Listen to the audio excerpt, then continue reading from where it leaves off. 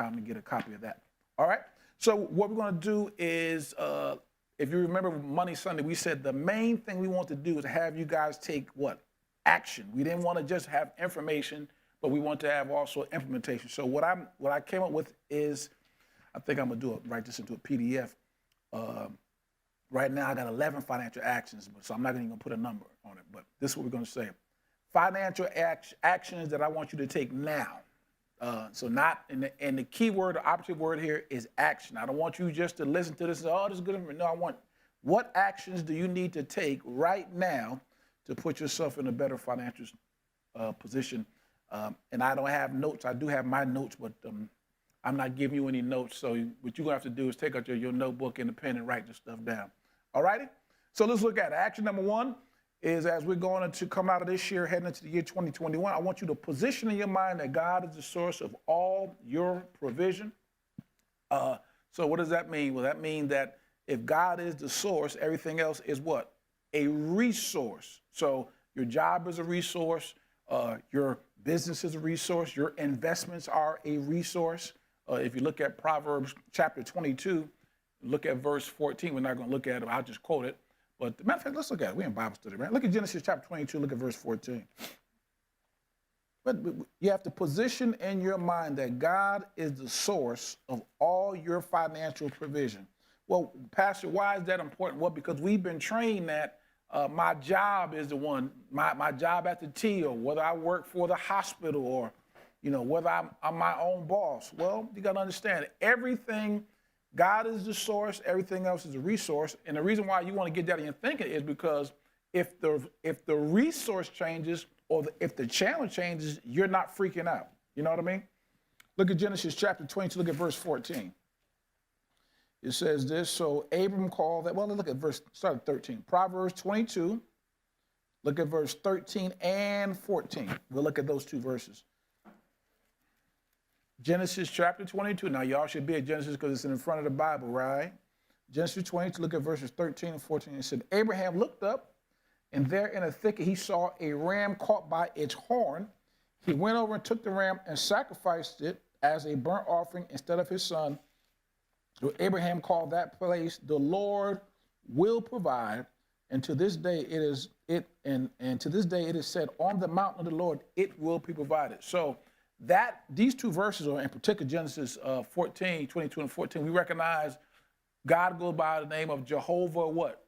Jireh, the Lord what? Our provider. So what I want you to do is recondition your mind, starting now, that Jehovah Jireh is your provider. Everything else is a what? Resource. He is the source. So again, my business, my job, my investments, or my cousin Leroy. Everybody else is a resource, and he is the resource. That's as we are looking to thrive and come out of 2020 and go into 2021, I got to reposition, or I got to position or reposition in my mind that what? God is my source. And we say it every week during offering, right? We say God is my source as we're sowing our financial seed. And the reason why you have to continue to remind yourself that is because it's easy to let that slip. Got it? So that's action number one. Action number two is you got to begin to educate yourself. So I got in my notes here as we're coming out, as I'm doing this more and more, the most important thing you can do to improve your finances is to learn. It's not to make more money. It's not to get another job. You and I have got to begin to educate ourselves on another level. So I have in my notes here, what books are you going to read? I gave you a suggestion. Read my book. Start with that. Or, I also talk about what? Reading the book of Proverbs every day, right? And reading the book of Ecclesiastes. Why? Because there's good financial wisdom in there, man. You've got to educate yourself. There are 3 to 4 types of education that a person gets in life. The first, matter of fact, there is what we call, if I can remember what it is. First of all, it's your scholastic education. So your scholastic education, 1, 2, 3's ABCs. That's that. And then there's your vocational education. You know, so once you come out of school and you start to work in, say, if you're a carpenter or a plumber, well, you most time you're an apprentice, right? Or if you're in a job where you're a CPA, well, you have to learn how to be a CPA. School doesn't prepare you to be a CPA. It may give you some principles, but you have to learn that. So now I have academic education. I have a vocational education. I would put in there spiritual education. That's what we're learning. So we go through the Bible and learn how to pray and all, because we learn how to operate in the kingdom. But the other education is what? Financial education, meaning how do I learn how to master my money as opposed to my money mastering me? Now, I'm going to quote Snoop Dogg, which is some of y'all probably, Pastor, you quote Snoop Dogg? That dude is all over the place, but yeah, I'm quoting Snoop Dogg. Now, he had a song years ago called Gin and Juice. I remember that song? Sipping on gin and juice. I got my mind on my money on my mind. Now, I don't agree with all of the lyrics, but he did have the point right. He said he had his what? Mind on his money and his what? His money on his mind. Meaning, listen, if you don't focus on these things and if you don't get a sense of, we've been trained up in a lot of respects thinking that money isn't important. Now, I'll say it's not the most important thing in life. I'll agree with that. But to say that money is important, that's foolish. Yeah, I don't even have to know if you're amen to me, because, dude, if you live it, you know it's important. But see, what type of education are you going to have? Now, you got to educate yourself nowadays, because if you are ignorant, I'm not calling you stupid, but if you're ignorant, you become a victim. You ever sat down and handle some sort of financial business, you had no clue those people were talking about? Well, they could have been taking advantage of you. Why? Because you didn't educate yourself. Why? Because I didn't educate myself. So I want you to begin to read the book of Proverbs, read Ecclesiastes, and you are looking for the financial education in there. And what you got to do is get through the block of, I can't understand that. You know, I don't know how many times I heard people say, I just don't have a mind for that. I don't understand that. No, well, dude, you ain't. Most stuff, if you get down to the basics of it, it's really simple. It's not real deep. So we got to get past that block that only a certain people can understand. I remember Monday Sunday when we did it last year, hearing some people walk out, I just don't get that. I don't understand that. Well, that's a mental block that you got to get through. You're an intelligent person, aren't you? Amen. Say yes. Just say yes. I can't hear you, but I'm just going to assume like you're saying. If you're an intelligent person, you can understand this, and you got to get past that stuff. Because what people do who are handling these financial institutions, they are preying on our ignorance. And what you got to do is you got to begin to educate yourself. So I'm going to read, I'm a reader, so I think you should read a book a month. Now, I got people around me who don't like to read. Well, I tell them, hey, you need to grow up. I'm not saying you got to read as much as I read, but dude, there are just certain things you need to read. Why? Because if you're not educating yourself in this area, we're talking finances tonight. If you're not educating yourself in this area, dude, this society gonna take advantage of you. That makes sense? So number one is I'm positioning my mind that God is my source of all my provision. I got to remind myself that. You may need to write that down on a 3x5 card. Number two, I'm beginning to educate myself. What books I'm going to read. I'm going to start with reading the book of Proverbs every day. Reading some stuff in Ecclesiastes. Hey, I may go and get Pastor Dexter's small little book here. You've got to begin to do that. Got it? Number three is develop a spending plan. Now, what's a spending plan? Now, other people call it a budget. I call it a spending plan because I think a spending plan empowers you, whereas a budget, disempowers a word, doesn't empower you. Yeah, see, spending plan, you're in control.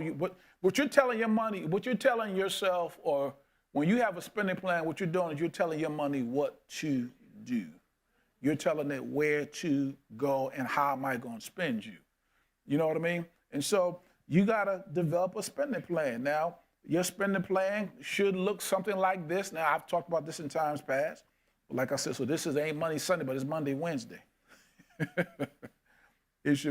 Your goal should be to be a 10 10, what? 80 person. What does the first 10% stand for? We talked about tithing. I should be a person who honors God with the tithe, right? And then the second 10% should be what? Some sort of investments. I gotta recognize that, hey, I don't want to work for money. I want to have money what? Working for me. And then the other 80% I live off of. So that means that's my food, my clothing, my shelter, and all that. So I want to strive to get it. Now, you may not be a 10, 80 person now. Now, actually, I probably would even increase and make you a 10, 20, and 70 person because you probably need to save a little bit more or a lot more now because of inflation, things of that nature. But what you want to do is I've got to begin to tell my money what to do. Have you ever had the experience? Now, we don't do as much as we used to because we're more of a cashless society. But back in the day, when those of you who are old enough to remember when you had to go cash your check, you had to go to the bank, stand in the line, and get your cash. And then my mom, some of y'all old enough, she would have a little envelope probably this big. And sometimes the bank still gives you that. They'll ask you, do you want an envelope? She'd have a little envelope, and then she'd be pulling out the money. And so when you had cash, you recognize how fast it went if you didn't have a plan for it. Because you over here, okay, now you got CVS, then you went over here to McDonald's, then you had something, and then you look, dude, I had $200, and you got home that night, and you looked in your little envelope, you had 60, or you had 80, and then you couldn't track where it went. You had Popeyes, such and such. Your money just what? It went all over the place. Now, what a spending plan says is, hey, I'm allocating 10% to God. I'm allocating, let's just say 10% to my savings and my investments, and then I'm going to discipline myself to live off the 80%. That makes sense? So now I'm developing this. See, the key word here tonight is what? Action. What I'm trying to get us past is this, I'm thinking about it. Oh, I was going to do that. One of the things 2020 should have taught us is that life is precious and it can change on the dime for you. Because I look at 2020 as 2 years in one, from January to March. And then from March to where we are right now, 2 different years. Because we rolled along, doing what we normally do, going to church, doing everything that we do, and then what? Everything what? Shut down. Can't go this, can't do that, can't do this. And so things that we meant to do this year, right? A lot of times we didn't, there are a lot of things we did do because you have more time, but then there's a lot of things we didn't get to do because what? Of the environment that we're in right now. So this is about taking this ACTI action. That's what we're talking about. I'm developing this plan. I'm sitting down, so whether you old school and write it down on a pen and paper or you got some sort of software that you get, I don't care what you do. You can use whatever's best for you, but develop it. That makes sense? All right. Number 4 is this. I want you to build a cushion fund. Now, Pastor, what's a cushion fund? A cushion fund, other people call it a mercy fund, but I call it a cushion fund.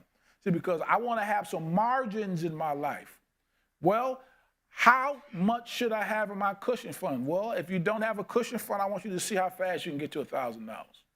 That makes sense? Now, Pastor, how do I get to $1,000? Well, we've talked about this. I haven't talked about it a little bit, but as a member of this church, we started a couple things. One of the things we said that every member of this church should do, at least save $20 a week. Some of y'all remember that? We said that, I can't remember how long ago we said that.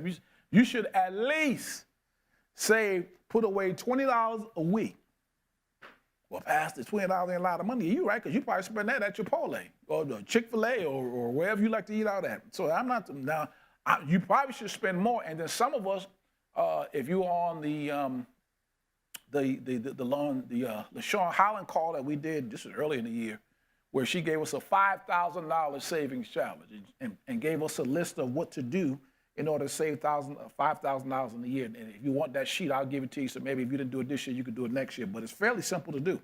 But this thing of, I need to have some margins and some cushions in my life because things are going to go wrong.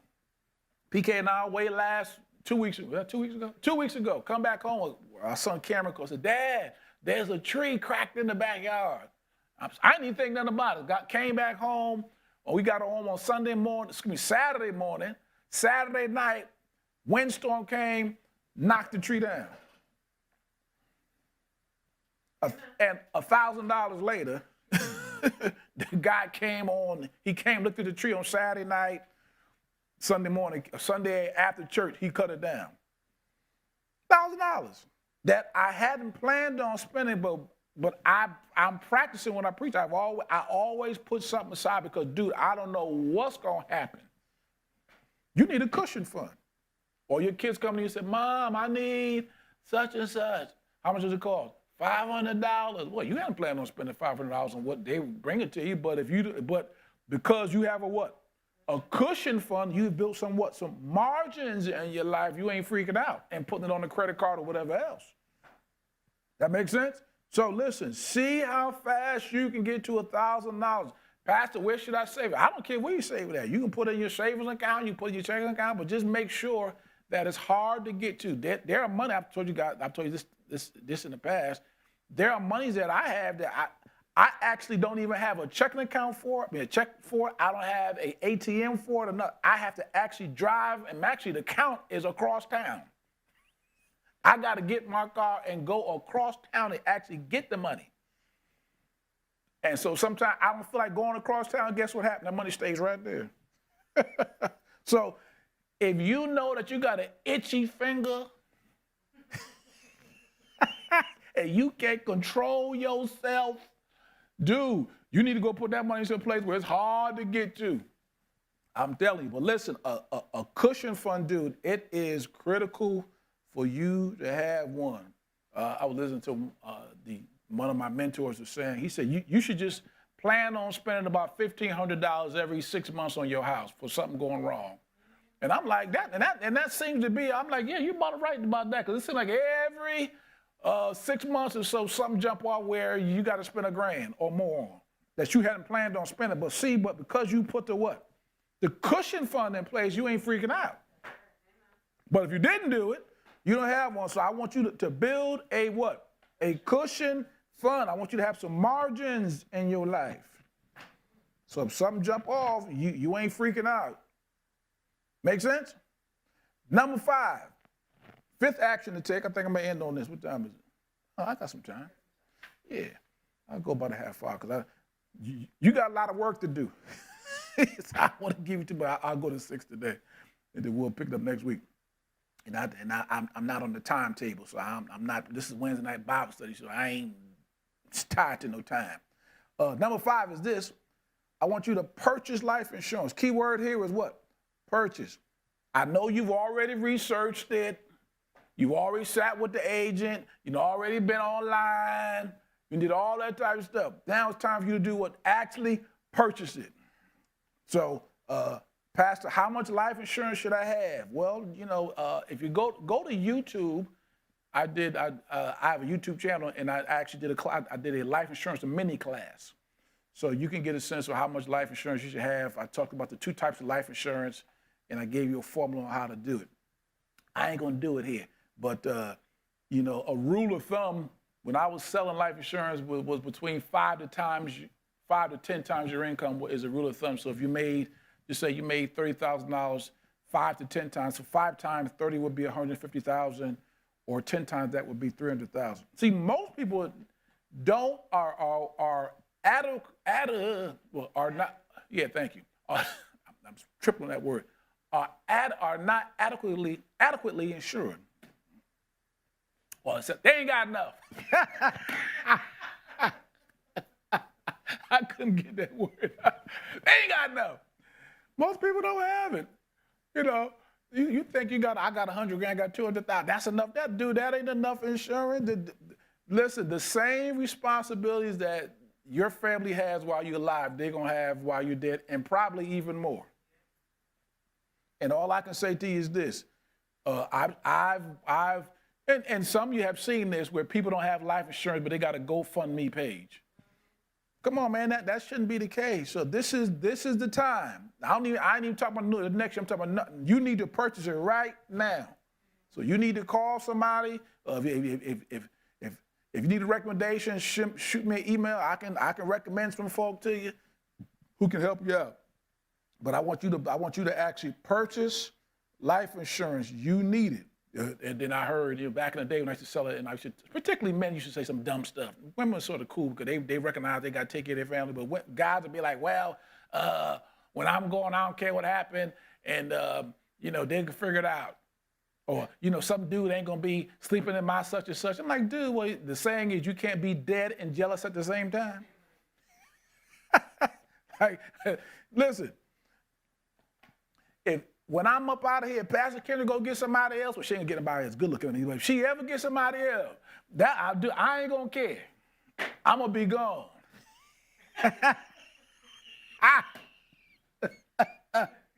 So whatever she do, hey, whatever, that ain't gonna be on me. But I recognize, listen, man, you need to purchase some life insurance. Make sure you go get it.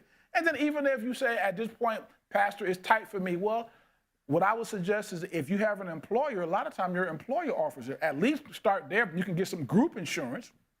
And for the most part, what I found is, I don't know if it still is, but it was when I was in the workforce, that they give you like 1 or 2 times your salary, and then for like a few cents more a week or a few cents a month, dude, you can double it. You know what I mean? So you want to do that.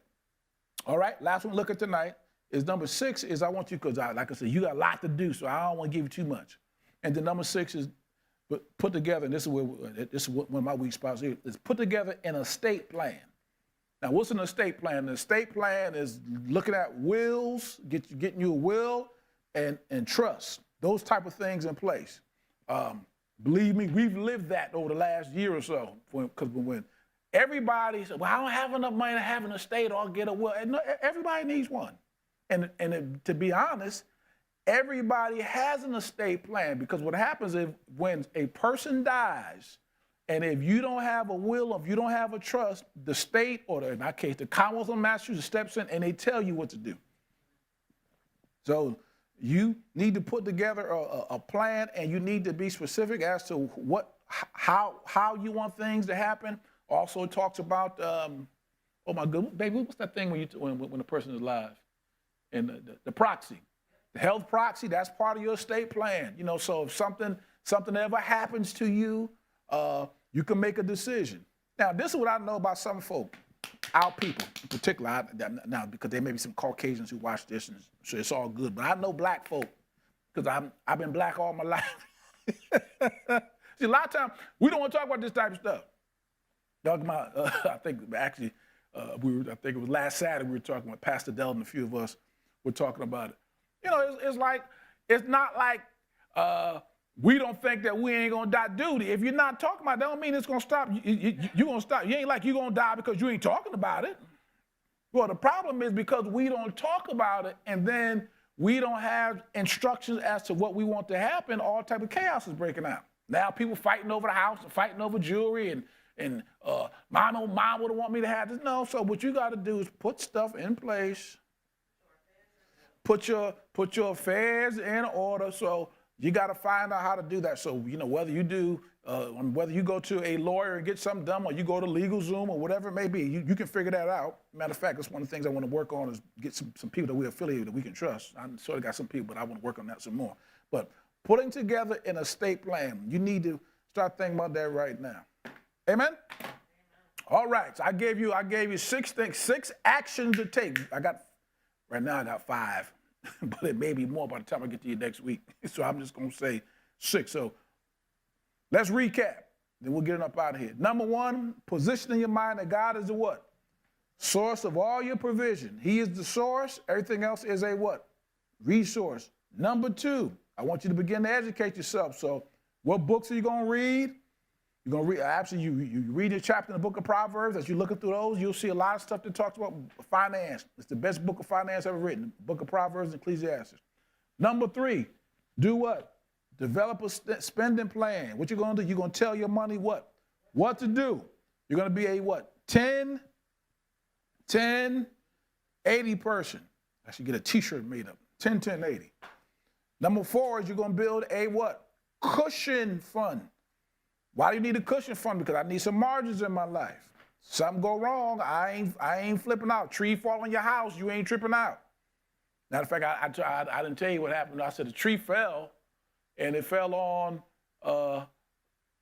my mother-in-law's, well, still along with it, but she fell on her car. And they totaled the car. Totaled the car. A whole nother story. But you got to have some what? You got to have a cushion fund. Number 5 is what? Purchase life insurance. You can't be dead and jealous at the same time. I want you to get some life insurance. So if nothing else, go talk to your employer at work. Talk to your human resource person. Now, you may not be physically at work, but you can shoot them an email, send them a call, call them on the phone and talk about that. Like I said, if you need some recommendations for a life insurance agent, whatever, hit me up and I can give you a recommendation. And then number 6 is put together an estate plan. So we're looking at wills, trusts, health proxies, and all that type of stuff because those are important. Because really what wealthy people do, they are very smart as to how they are passing their wealth on. And one of the ways they're doing it is through estate plans. And so we want to look at Proverbs 13:22, where it says, a good man leaves an inheritance for his what? Children's children. So that means his grandchildren. So we have a biblical responsibility to not to leave our children bills and our grandkids bills, but to leave them some paper. Some of you who understand that type of term. Yeah, that's our responsibility, is to leave them something. Now, when we leave them something, we got to teach them how to handle it, because if not, they'll have a whole bunch of gold teeth in their mouth, 10,000 tattoos, and rims on the car, but then they broke later on. And that's not what you want to do. You want to teach, we want to begin to teach the next generation and the generation after that, this is how you build wealth. Amen?